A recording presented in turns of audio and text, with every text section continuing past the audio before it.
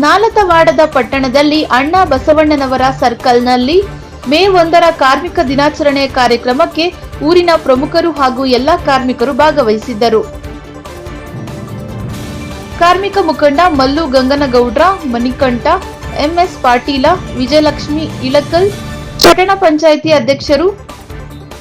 ಬಸವರಾಜ ಗಂಗನಗೌಡ, ಪಟ್ಟಣ ಪಂಚಾಯಿತಿ ಉಪಾಧ್ಯಕ್ಷರು K R Biradar, PG Biradar, ಮಾಜಿ ಸೈನಿಕರು ಮಾಂತೇಶ ಗಂಗನಗೌಡ್ರ, ಸಮಾಜ ಸೇವಕರು ಸಂಗಣ್ಣ ಹಾವರಗಿ, ಅಮರಪ್ಪ ಗಂಗನಗೌಡ್ರ, ಶರಣಪ್ಪ ಇಳಕಲ್, ನಾಗರಾಜ ಗಡ್ಡಿಗೌಡ್ರ, ಕುಲಗಪ್ಪ ಹಳ್ಳಿ, ಕಪಿಕಾ ಹಣಗಿ, ಬಸವರಾಜ ಹೂಗಾರ,